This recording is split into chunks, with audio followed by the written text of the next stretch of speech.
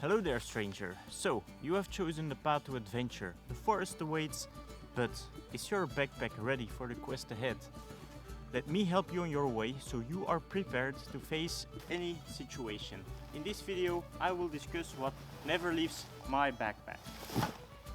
This overview will give you an insight on what you might need but didn't think about just yet. But first, let's start with how to properly load your backpack.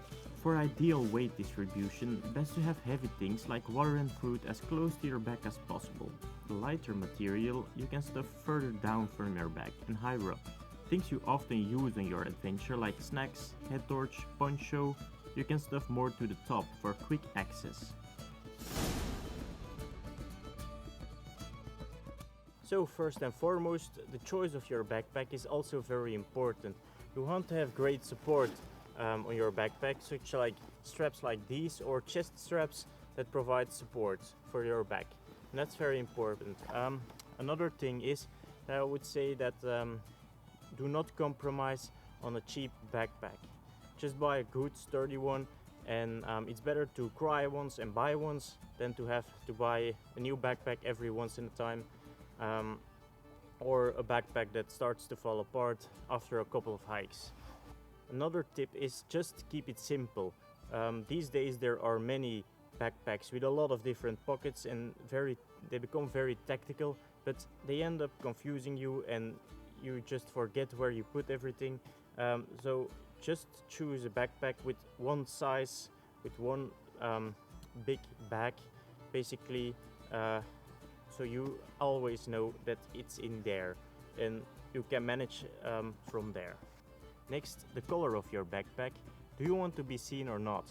I chose for a dark green colored backpack because it's more stealthy, just like dark brown, grayish, black backpacks. They tend to be more stealthy and you won't be seen as much as when you choose for a brighter backpack.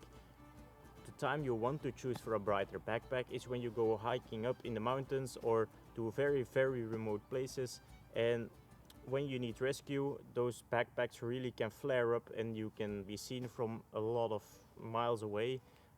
So that's the reason why you want to choose a bright colored backpack, but in this case I always choose a dark green or brownish, so for the stealth mode. So I mainly use two types of backpacks. I have my 40-liter backpack, that's more for day trips or bushcraft days that I just tend on returning.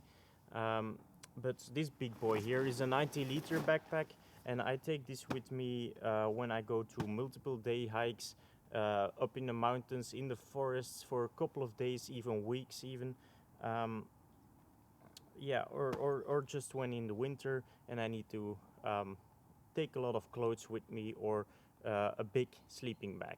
So yeah, 90-liter is quite sturdy and you get a lot of stuff in there.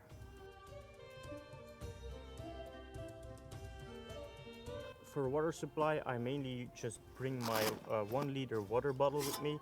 It's made from stainless steel, mainly for the use of you can cook on it, you can boil your water in it when you need to clean it, but I also have this nesting cup with me.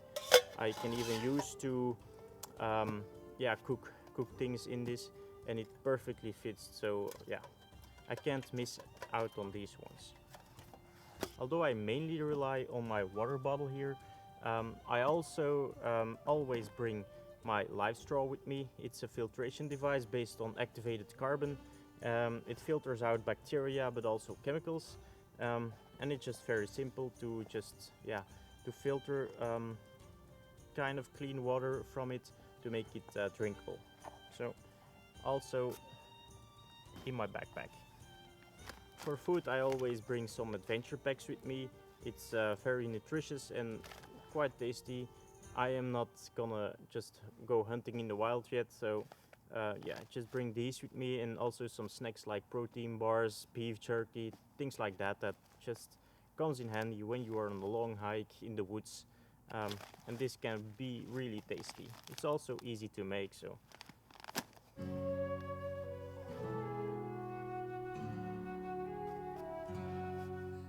Now for the tools of the trade, I always bring a compass with me, like one like this. Let me look.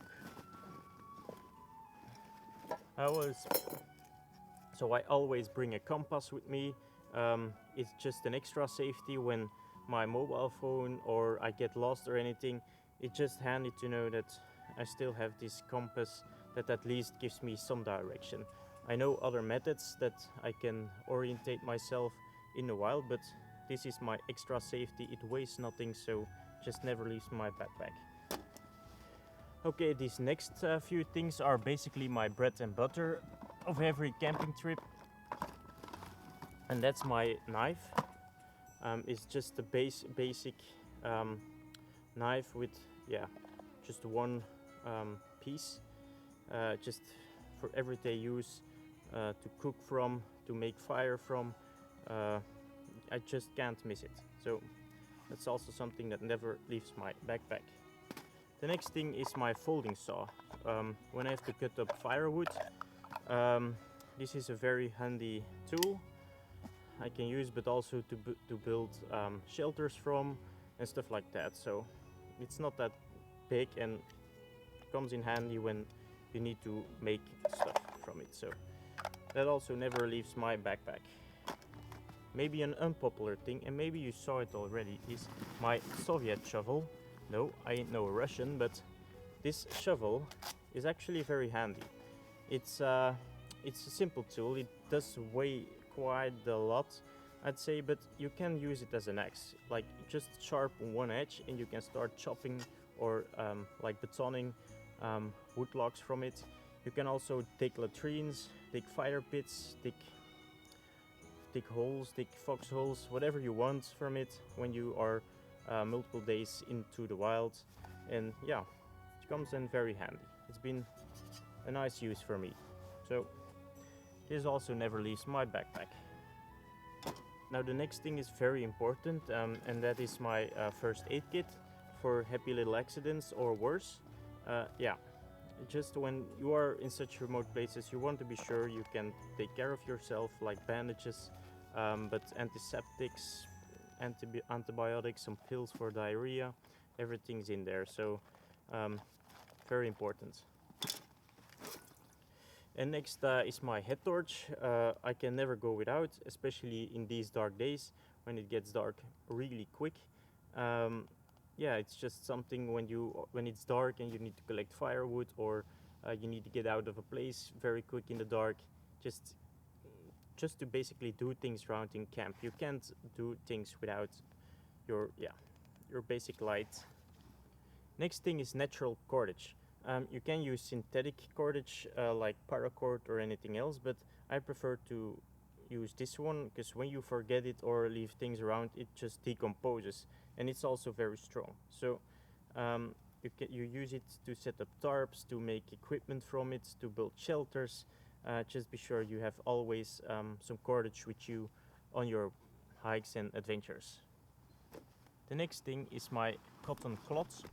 So it's basically a blanket or some sorts. You can use it for all sorts of stuff, like to filter water with, to carry things in. Just you can rip it off and use it as a tinder or fueling to create a fire, to stop bleeding, to dry you off when you get wet. In the warmer periods during summer, you can soak it in water and make some bandana from it to protect it from the sun and keep your head cool.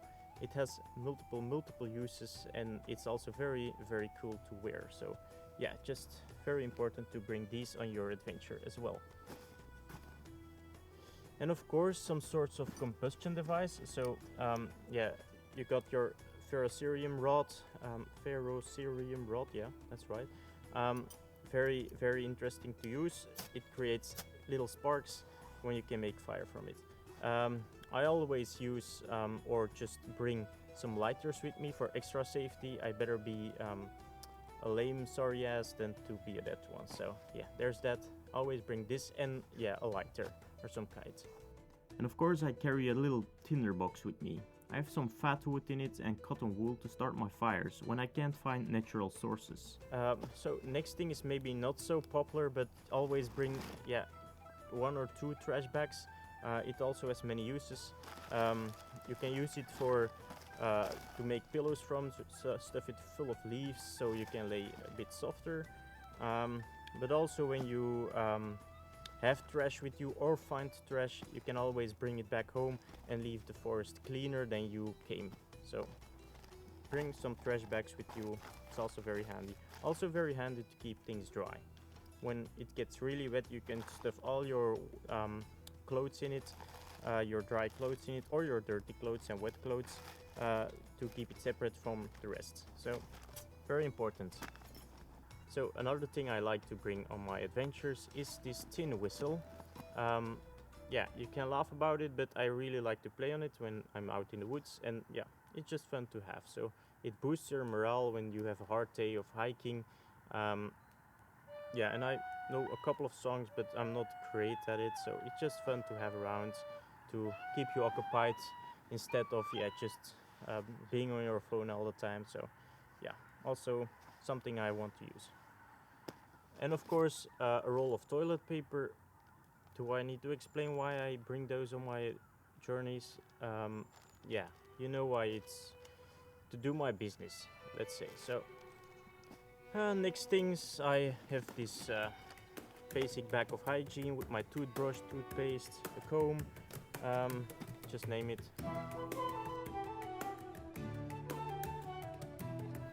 So as a first line protection from the environment, I mainly use a poncho. The fun thing about this poncho is that you can always use it as a tarp system to sleep under. So it has 2 uses, which is very handy and saves a lot of space in there. Yeah, so to sleep on, I don't have a sleeping mattress. I just use this yeah, sleeping mat basically. It has a very high insulative value, so conduction from the ground is very low from this. Keeps you very warm. Yeah, it's very handy. Okay, as a sleeping bag, I mainly use this one. It's quite large, mainly because it's comfort level 0. Yeah, I tend to buy something lighter yet, but yeah, I better be warm and comfortable, and just even in summer, than to have to rely on something that's, yeah, too cold to use. So I better be safe and use this 0-degree comfort level sleeping bag. So the next protective layer I have is these garden gloves. Basically, they're made from leather and don't conduct heat so well, so they are very insulative and warm. But also when you are foraging, like for example brambles or anything like stinging nettle, it's very handy to have some form of protection. Yeah, that's quite handy. But also from manipulating the fire. Yeah, when you have these hot cooking pots, it forms as a protection so you won't get burnt. And the final form of protection is of course my beautiful stick. It has many uses, and I even made a separate video from that, so you can see it in the comments. I will link it there. It's very cool to have, and just bring it everywhere. But I'm not gonna explain my benefits, I just have to see the video. So there you go. That's the main thing everything's built around. Okay, so this was a short overview of my basic kit. It roughly comes in at around 12 kilos or 27 pounds for the guys that still use that, I guess.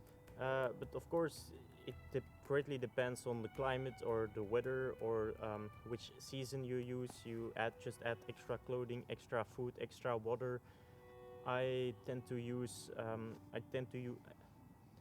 to bring a lot of extra batteries and camera equipment with me, so yeah, that can go up to 20, even 30 kilos in the end when you go on longer hikes. But yeah, so that's basically my video, and I hope you liked it.